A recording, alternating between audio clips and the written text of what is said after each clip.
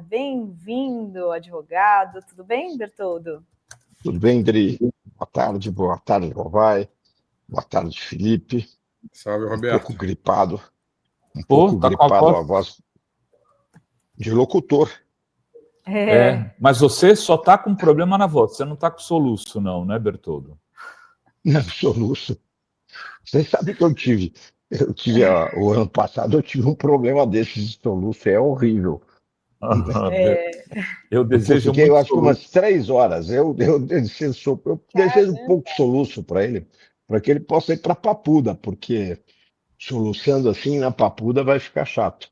Mas eu acho que ele não vai nem para Papuda, ele não vai para lugar nenhum, né? Eu acho que, infelizmente, o Bolsonaro vai acabar tendo que ficar mesmo numa prisão domiciliar pelas condições de saúde dele. Eu tenho a impressão que, muito embora a foto dele ontem com o Tarcísio, ele pareceu muito bem, né? Muito feliz, né? Pois é, com o físico de atleta. Parece até que ele emagreceu, está comendo menos leite condensado.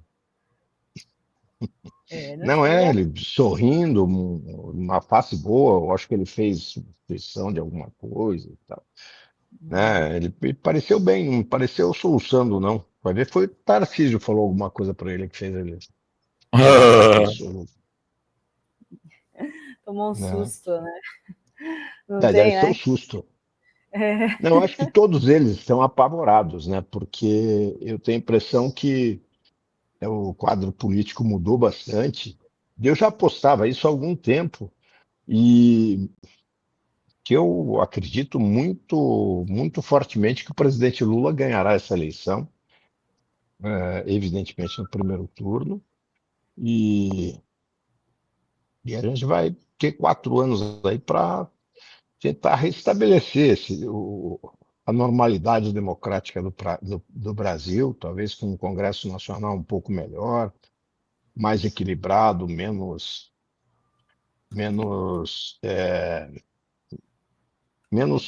repleto desses doidos aí da extrema-direita. Eu tenho a impressão que eles estão sofrendo desgastes atrás de desgastes e a gente tende a ter um panorama bastante melhorado para a próxima legislatura.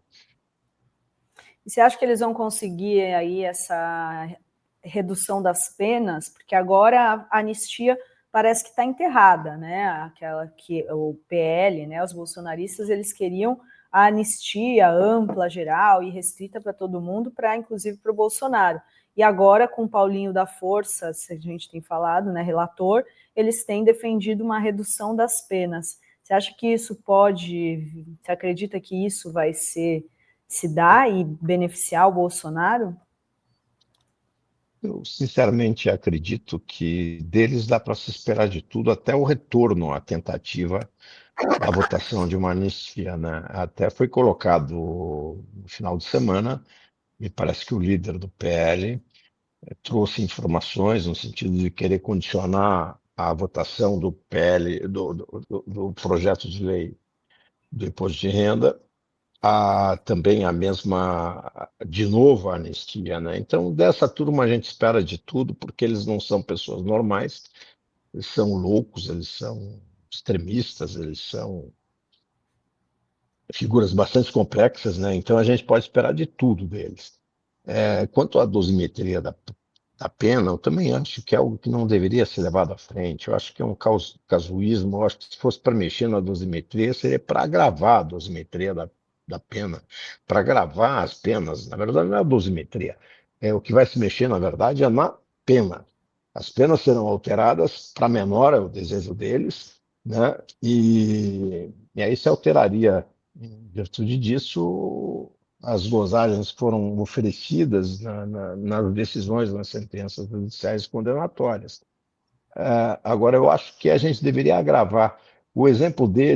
Eu acho que o exemplo deles e o mal que eles fizeram para o Brasil, com esses movimentos de tentativa de golpe, e posteriormente com todo esse movimento deles no sentido de sobretaxar os produtos brasileiros, demonstram que a gente não deve buscar uma redução da pena. Muito pelo contrário, acho que a gente está indo com uma agenda ao revés. A gente, sempre que você encontra um fato criminoso de muita relevância, você pega, por exemplo, invasão de uma escola em que alguém entra e faz vítimas crianças ou algo nesse sentido, sempre se vem a discussão de agravamento desse tipo de pena, de redução de maioridade penal, né? E aqui a gente está vivendo uma agenda ao contrário, ao revés. Então, a gente viveu uma tentativa de golpe, algo que era absolutamente esperado ou não estimado, e apesar da tentativa, da gravidade da tentativa, se pensa em reduzir pena. Então, eu acho que a gente está na agenda ao revés. A gente está na contramão da agenda. A agenda deveria, talvez, disciplinar melhor o que é a questão da tentativa, muito embora ela esteja bastante clara, mas deixar mais claro ainda isso e agravar essa pena. Eu acho que a gente não pode brincar com a democracia e colocar em risco as instituições democráticas como a gente colocou. Então, embora exista esse movimento, eu encontrei até com o Hugo Mota o presidente Hugo Mota na semana passada em São Paulo. Ele havia ido a um evento e eu encontrei com ele e falei, olha, eu não gostaria de estar na tua posição, porque, infelizmente, isso vai enterrar a tua carreira política. Os autores, aqueles que levarem em frente esse tipo de iniciativa, vão entrar para a história como alguém que tramou contra a democracia. Infelizmente, essa é a realidade. Porque eu, sinceramente, não acreditava que a gente fosse capaz, ou que a gente passasse, que as instituições brasileiras passassem pelo que passou, pelo, pelo que passou, pelo que passaram. Na verdade, o Supremo Tribunal Federal, através da grande maioria dos seus membros, foi muito forte, foi muito diligente, foi heróica, na verdade. O Alexandre de Moraes foi muito presente, o ministro Gilmar Mendes foi muito presente, a ministra Carmen Lúcia também, e são os principais, as principais figuras, o atual presidente também, o atual presidente da STF também ontem já reafirmou isso. E eu acho que o Supremo teve um papel importante, e esses membros entrarão para a história do Brasil como a resistência democrática, do Estado Democrático de Direito, e que a gente estaria vivendo uma situação bastante delicada nesse momento, se o STF não tivesse tido a posição, a postura, a firmeza que teve. E acho que o parlamento deveria, respeitando as decisões do STF, reanalisar todo o arcabouço legal que trata da questão de oferecimento de risco ao Estado Democrático de Direito, né, trazendo penas mais duras. Eu acho que não deveria.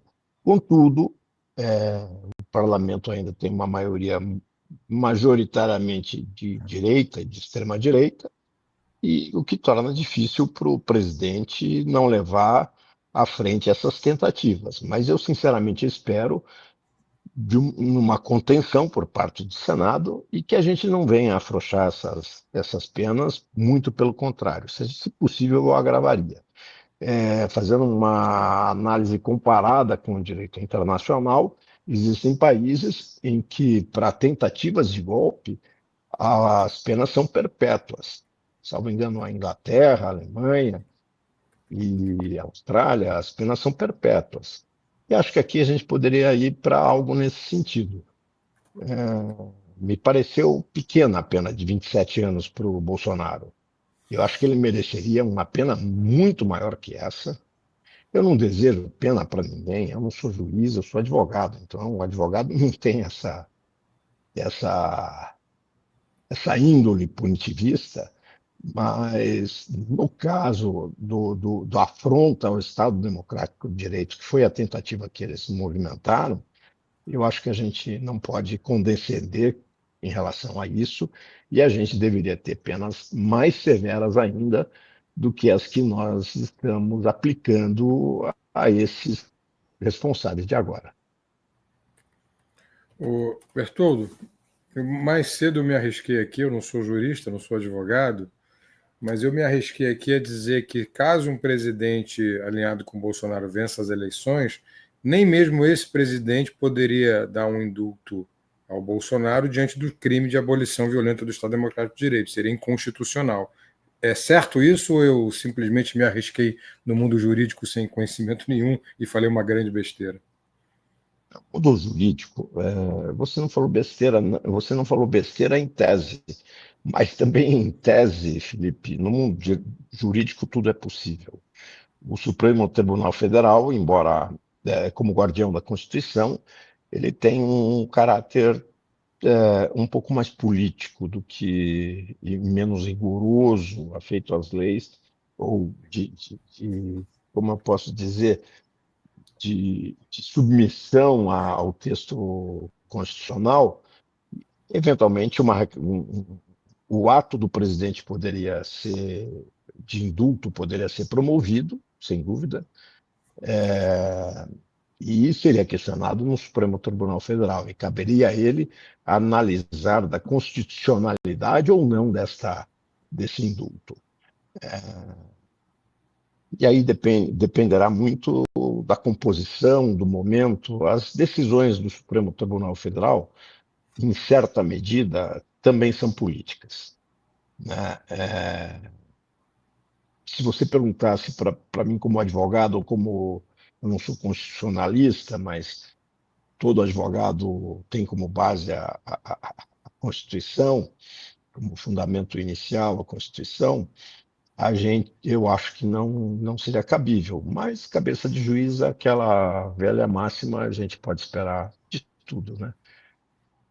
Até pegando o Daniel Então seria Silveira, possível, sim. pegando o Daniel Silveira como jurisprudência, que não foi indulto, foi graça dado pelo Bolsonaro e foi considerado fora de propósito pelo Supremo. Mas muda, Felipe, é que nem a prisão em segunda instância mudou. Que era uma jurisprudência absolutamente consolidada, e para se prender o Lula se modificou a jurisprudência, que posteriormente tornou a ser modificada outra vez, se corrigindo um equívoco que havia sido feito anos atrás, com o objetivo de que se prendesse o Lula. Então, Verdade. não, essas coisas são mutáveis, infelizmente, né? Aí é que mora aquela máxima da insegurança jurídica brasileira. Eu sou, assim, frontalmente contrário à transmissão ao vivo dos julgamentos do STF. As decisões de cortes supremas deveriam ser reservadas e não deveriam ser nominados votos. A decisão é da corte. A gente não pode, por exemplo, submeter um ministro que condenou, deixou de condenar, ou que liberou, deixou de liberar um determinado indivíduo, ou que viu pelo aborto, pela autorização do aborto, ou contrariamente ao aborto. Essa é uma decisão da Suprema Corte, né? Assim como eu acho também que colegiadamente, eu acho que a decisão é do colegiado, da Suprema Corte. Eu repito uma coisa que eu disse em uma entrevista outra que eu fiz, que se eu fizesse parte dessa corte e tivesse meu visto dos Estados Unidos cassado, né, em respeito ao colegiado, eu entregaria também meu visto, né? Porque eu acho que o colegiado é o colegiado. E eu acho que aí a gente tem um erro. No princípio das transmissões, a gente tinha ministros que iam maquiados para sessões, né? Então, não vou citar o nome em respeito a esse ministro. Acho que eram dois até, que eles se maquiavam antes de ir para a sessão. Então, tamanha vaidade de aparecer na televisão e tudo. Eu acho que faz mal para o direito. Eu acho que a Suprema Corte deve ser preservada. A gente tem o exemplo, por exemplo, como na Alemanha, em que a Suprema Corte não fica em Berlim. Ela fica, me fugiu o nome do local, mas ela fica afastada de Berlim justamente para ela não ser suscetível a pressões de natureza política, pressões de natureza midiáticas e tal. Então, se a gente quer... Eu acho que quando a televisão entra num julgamento, a justiça sai pela janela. Alguém falou essa frase, não lembro quem, mas é bastante apropriada, né? Tem gente que dá voto ali para aparecer na televisão, tem gente que fala muito, tem gente que fala pouco, e eu acho que o correto é falar pouco. Eu acho que o correto é falar nos autos, é falar no voto, é falar... E que esse voto não seja publicizado, que ele seja levado a um acórdão, e aí sim a publicidade deverá ser dada a esse acórdão. Senão a gente sempre vai ter decisões de natureza política e que nem sempre virão de encontro ao texto original e desejado pelo Constituinte. O nome da cidade é Karlsruhe. Eu fui É pesquisar isso também. mesmo. Intencionalmente, né, fica fora de Berlim. E como já Fica ficava fora fora de de Berlim. Bonn, quando Bonn era a capital da Alemanha Ocidental.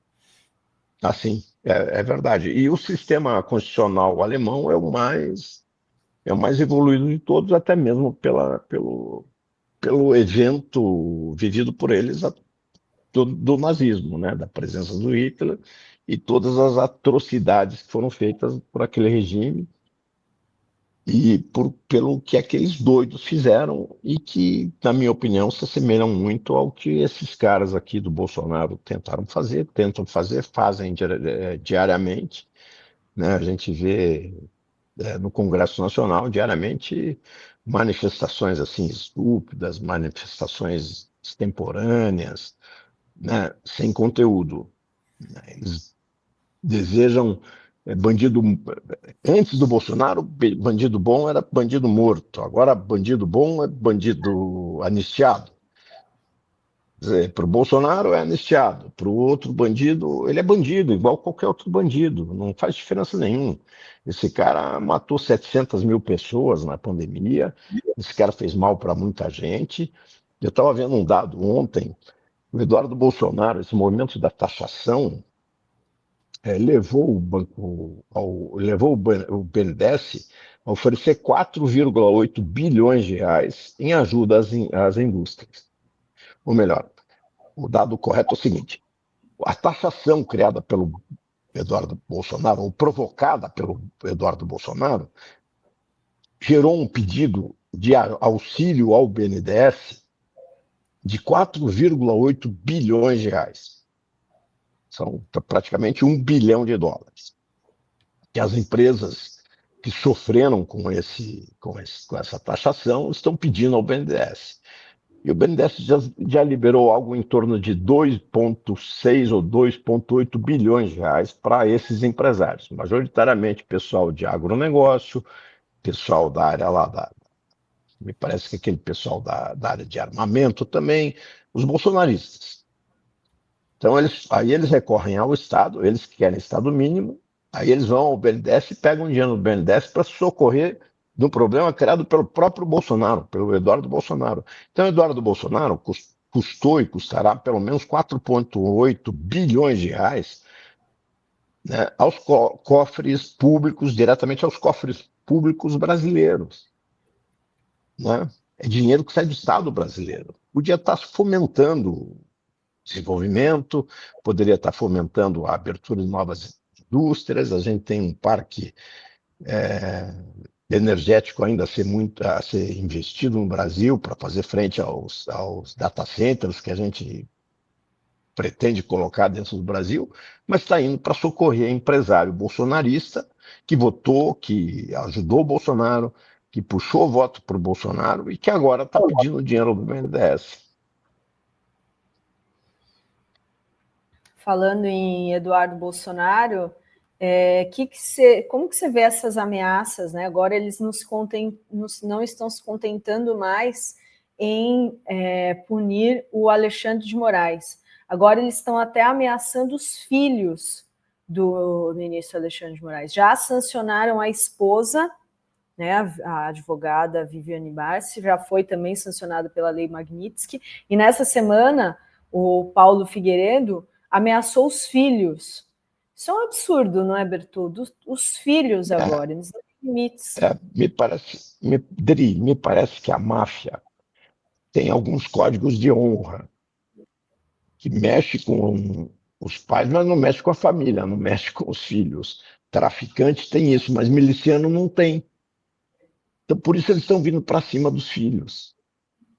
Quer dizer, eles insistem, eles tendem a agravar, mas, sinceramente, eu espero e acredito que essa presença, essa participação do presidente Lula na reunião da ONU, eu falei com vários embaixadores e pessoas ligadas à ONU, e eu recebia durante o discurso do Lula, eu recebia no meu WhatsApp, eu trabalhei na ONU há 20 anos atrás como consultor, e eu recebi, então eu tenho muitos amigos lá, e eu recebia o tempo inteiro gente cumprimentando pelo discurso do Lula, pela palavra do Lula, e a própria imagem do Trump olhando o Lula.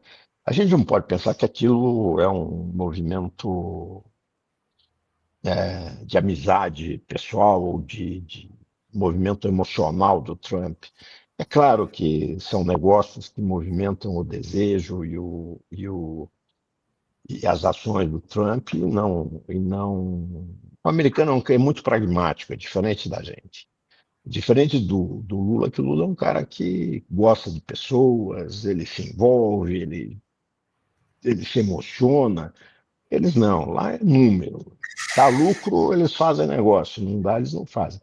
Então, eu tenho muita fé que esse encontro do presidente Lula venha a permitir que os Estados Unidos revejam essas punições, né? Até mesmo porque o presidente poderá explicar o que está acontecendo, e não sei se chegaria ao ponto da gente conseguir uma extradição do Eduardo. Talvez isso não. Mas seria bom vê-lo aqui preso, seria, né? Seria muito legal, porque ele não tem problema de saúde, ele se mostra surfista, se mostra forte, né? Ou será que ele vai ter soluço chegando ao Brasil? Eu acho que no avião ele pega um ataque de soluço e vai querer também prisão domiciliar. Eu, sinceramente, acredito que o Bolsonaro não está em boas condições de saúde, e, evidentemente, por questão humanitária, eu não desejo que ele seja levado a um. Todo mundo me fala, não, não fala isso. Não, mas eu falo. Pessoalmente, eu não desejo, por questão humanitária, embora ele não tenha não tenha tido nenhuma empatia em relação a todos aqueles que perderam familiares, a todos aqueles que morreram na Covid, a todos aqueles que passaram pelas dificuldades que passaram fome. Eu não desejo para ele algo diferente e acho que, por questão humanitária, o Bolsonaro não tem condições de saúde para ficar numa cela. Então não adianta a gente levar o Bolsonaro para uma cela e ver a saúde dele se agravar e ele ter uma vida menor. Eu desejo que ele tenha uma vida muito longa para cumprir todos os anos de prisão que ele tenha cumprido. Mas, Bertoldo, será que não tem muito jogo de cena? Não tem muito jogo de cena dele? Outro dia ele estava andando de jet ski aí, fazendo motociata. Quer dizer, aí agora ele está com um soluço. Aí não vai lá. Não é soluço. Não, aí eu conversei com vários médicos. Realmente, a não ser que a facada fosse uma mentira, que eu acho também que não foi. Eu acho que ele está com um problema assim, Rovai. É a minha sensação. Eu falei com alguns médicos que confirmam que as sequelas causadas pelas várias cirurgias, e ele mais 2 anos terá que fazer uma nova cirurgia e assim sucessivamente. Então, eu acho que a gente pode desejar todo o mal para o Bolsonaro, mas que não envolva a questão de natureza física. que ele pague pelas, que ele seja, que ele se cumpram as leis, que ele seja preso, se ele tiver condições de ficar na Polícia Federal. Também acho que não deveria ficar na papuda. Embora tenha sido um presidente que não foi presidente, institucionalmente ele representou, ele foi eleito democraticamente.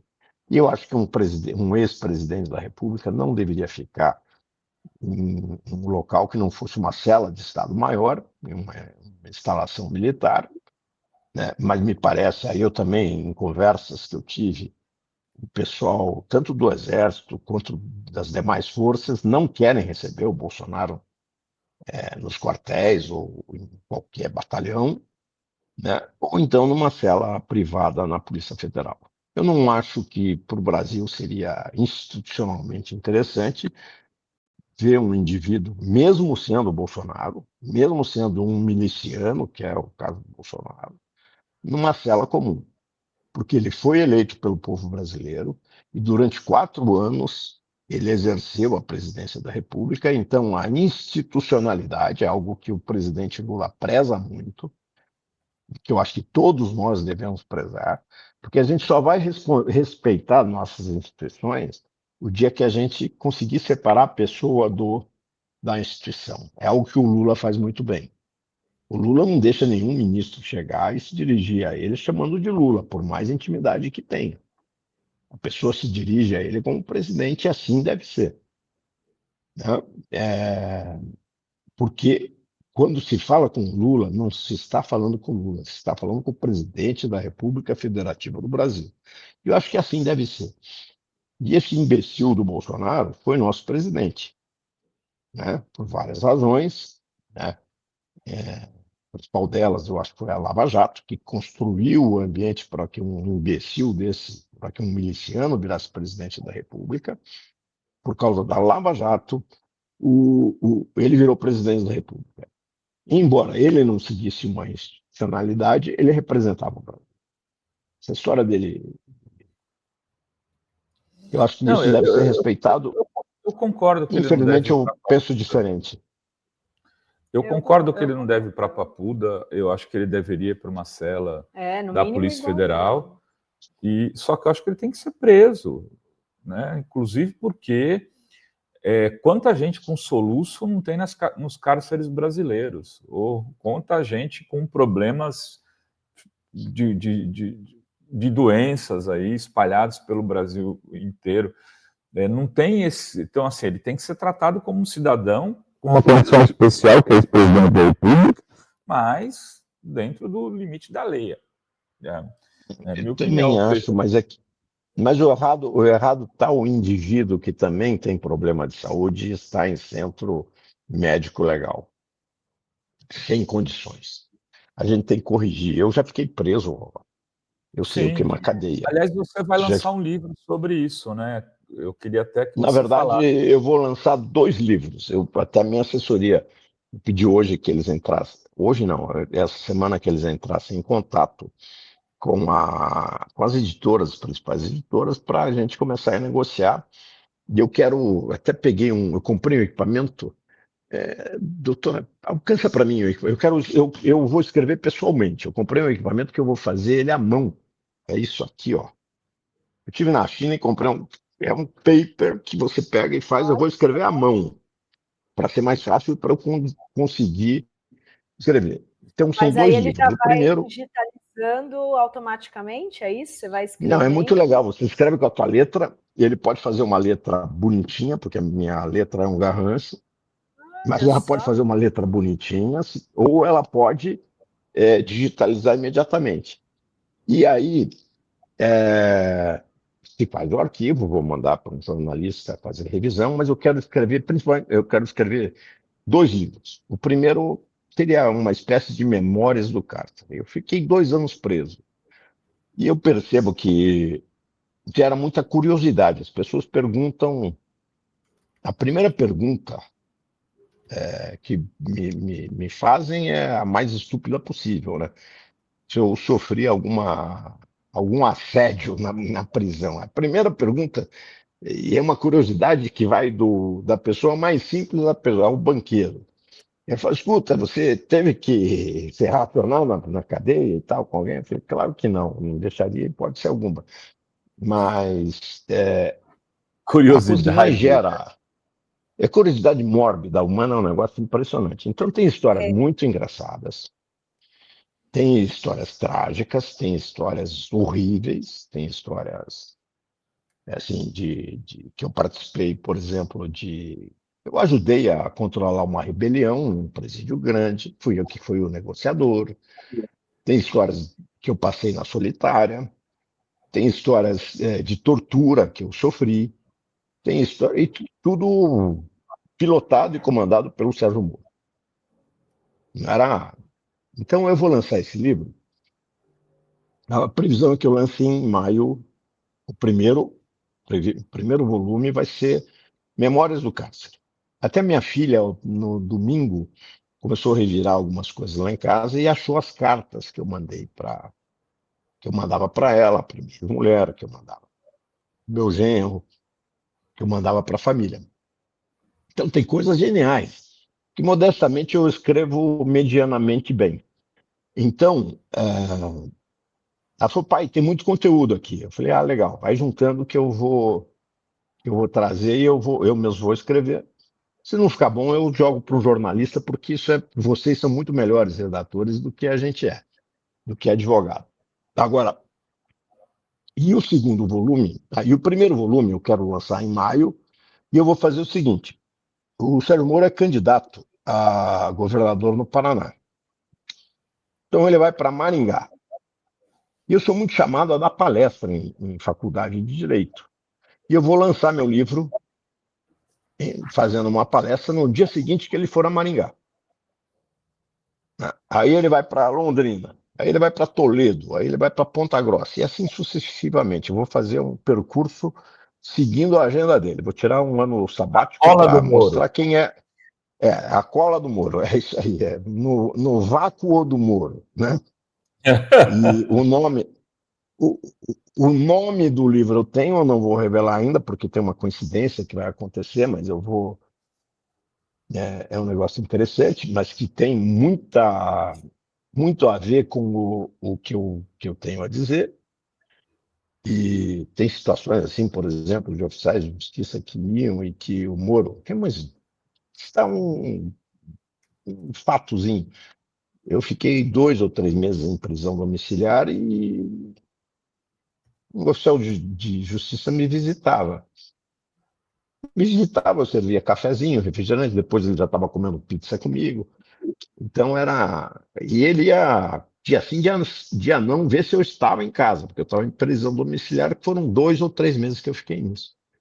E num desses dias, o cara já, uma certa empatia em relação a mim, ele falou, putz, doutor, eu não entendo, eu saio daqui, o juiz me liga. Eu falei, como assim? Ele falou, me liga, ele quer saber se o senhor está gordo, se o senhor está magro, se o senhor está.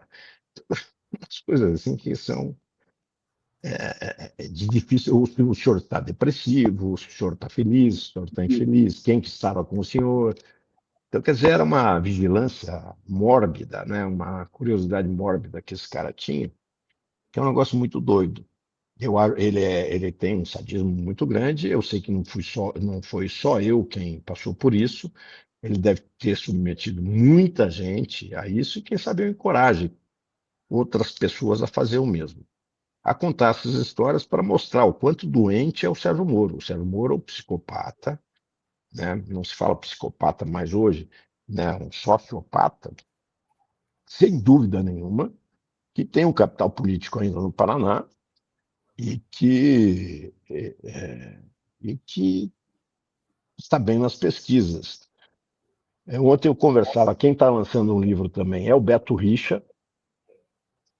O Beto Richa, eu tive com ele ontem, ele estava revisando o livro que ele escreveu, são 260 páginas, do que ele passou na mão do Sérgio Moro, que tirou a eleição dele ao Senado para dar de presente para um comparsa dele, Sérgio Moro.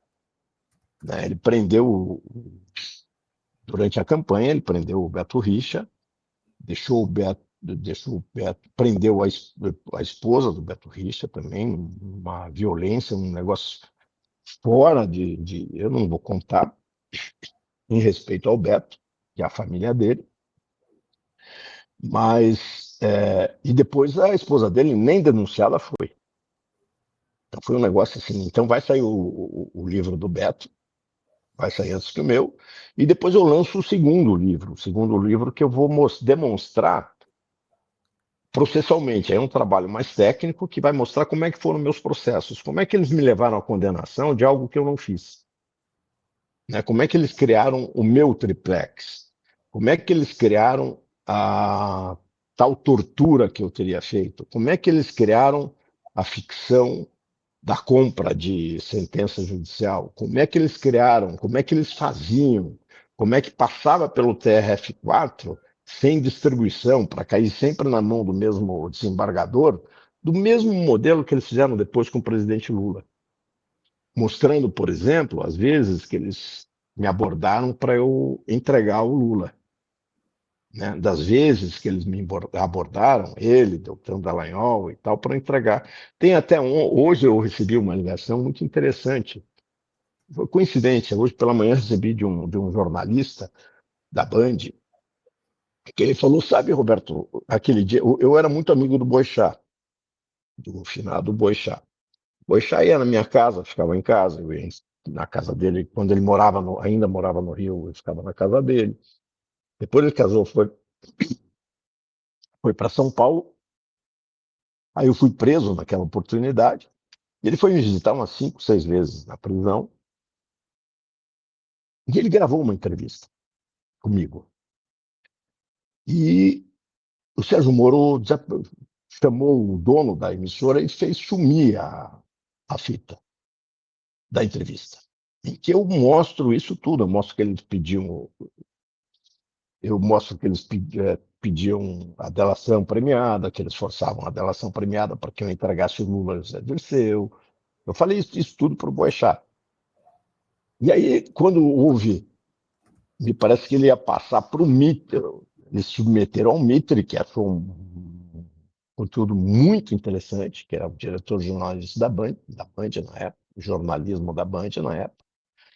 E aí, quando era para se passar da Band Paraná para a Band Nacional, houve algum problema. O problema foi o convite que o Moro fez a um repórter dizendo que criaria problema para o dono da emissora no Paraná, que era o Joel Malucelli, que depois, passados alguns anos depois, acabou sendo também processado pelo Sérgio Moro. Muita história, hein? Você não vai contar todas as histórias hoje. Deixa para o livro. Deixa para quando for o lançamento. Não, você não sabe. Tem coisa para o livro que você não imagina. Tem coisas espetaculares, viu? Espetaculares. A Nádia Simone Rocha está dizendo aqui, parabéns, doutor Bertoldo, mas tome cuidado, pois esse Sérgio Moro é perigoso. Deixa eu dar uma rodada aqui no superchat. A Andréa Cristina diz, prisão domiciliar para quem causou 400 mil mortes evitáveis. Vocês perderam alguém? Eu perdi 6 na família, uma semana antes começou a vacina. Pois é, né? Se tivesse começado antes, né, Andréa? E eu não sou coveiro, né? Como é que é? País de maricas. Maria Rita Guedes diz, todos são iguais, mas alguns são mais iguais que os outros. É verdade. A Andréa Cristina diz, prisão domiciliar para a organização criminosa tem que ser conforme a lei, né? Se tiver... Conforme a lei, infelizmente. A Andréa Cristina, reduzir penas golpistas e chefe de organização criminosa não abre precedentes para rebeliões, presídios pedindo prisões domiciliares em mansões, se político pode... o caso do Collor também, né? O Fernando Ribeiro diz, boa tarde, já leu aqui, parabéns pela live, e Andréa Cristina diz, 2022, na campanha de Tarcínico, teve o assassinato do motoqueiro com participação de agentes da ABIN, e na de 2026, aquele foi muito estranho, né? Aquela morte daquele rapaz em Paraisópolis, né? Se não me engano, facada de Paraisópolis, parece, né? É. E vocês viram, E você vê que tem mais chat? Desculpe, Dri, eu te Tem, interrompi. a Sueli está dizendo, Dri, Rovai, vocês já falaram da cineasta brasileira sequestrada pelo governo Trump e desaparecida nos Estados Unidos?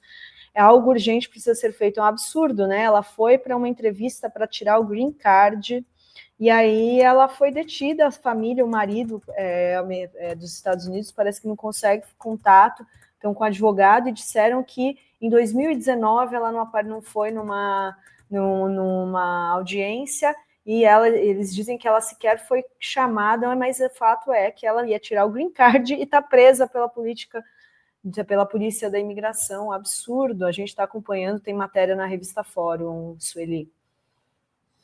Não, é uma absurdo. vergonha, né? Não, e eles promovem isso tudo, né?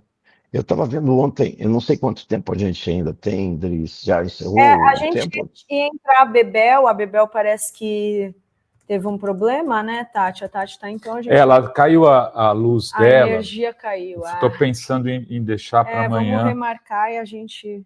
A Bebel ela fica em São Paulo? Em São Paulo, gente. A semana passada eu fui para a casa dos meus pais em São Paulo.